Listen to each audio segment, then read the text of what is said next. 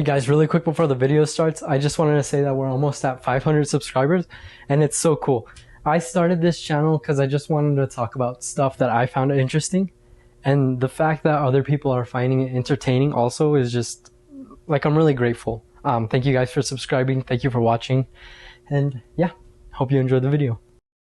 What makes these photos so strange yet so comforting? Yeah, looking at these from an outside point of view, like on your phone or your laptop, they look relaxing, but actually being there, I don't know what the heck I would do. All these places just look like Teletubbies are gonna come out and eat me. If you haven't heard of Dreamcore, this is basically what it is. A lot of people would consider this photo to be the first Dreamcore photo on the internet. It's basically a photography / art aesthetic that I think stemmed from liminal spaces. These photos tend to be a lot more colorful. I wouldn't really say vibrant because they're kind of washed out to give off like a dreamy vibe. There's actually a lot of people that have said Dreamcore looks like their actual dreams, and I think I know why. So people used to say that we dream in black and white. There's only about 12% of people that actually dream in black and white, and there's been studies done where people were asleep and they've been woken up mid-dream to describe the colors they saw, and guess what they saw? A bunch of people described pastel-looking colors.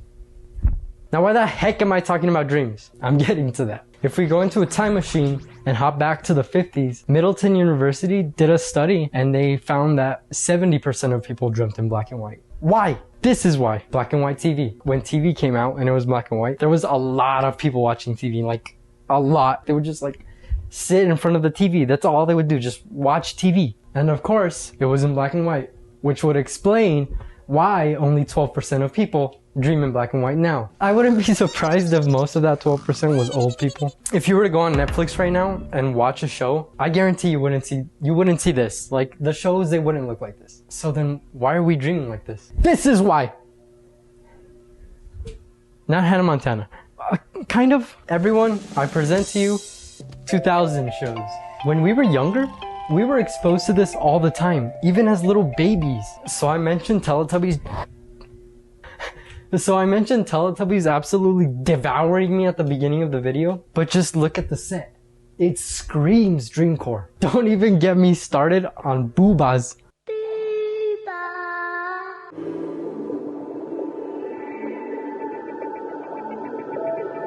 When I was little, I used to roll around the floor and pretend I was one of these things.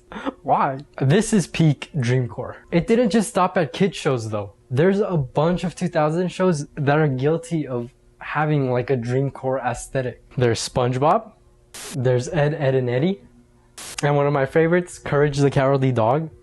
I mean, there's photos that look like they were inspired by this scene. And yeah, some of these sets in these cartoons might look like normal cartoons, but if I mess with the saturation a little bit, throw on a CRT TV filter, look, it's Dreamcore.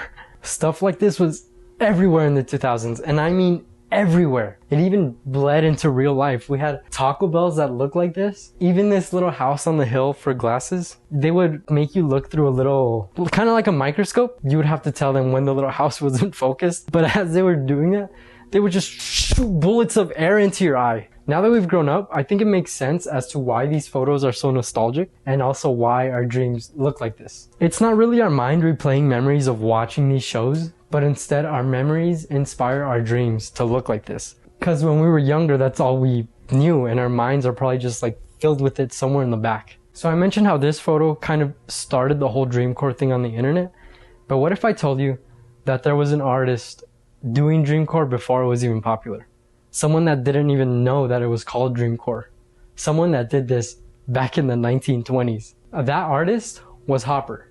Not that guy. Edward Hopper.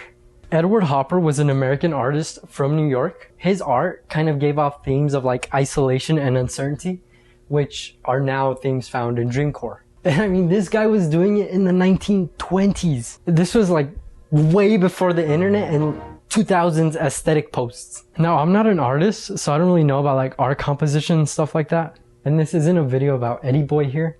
I just think it's really interesting how now, 100 years after Edward was doing this, people are starting to fall in love with it all over the internet. It's just cool. Like, look at these. These are Dreamcore.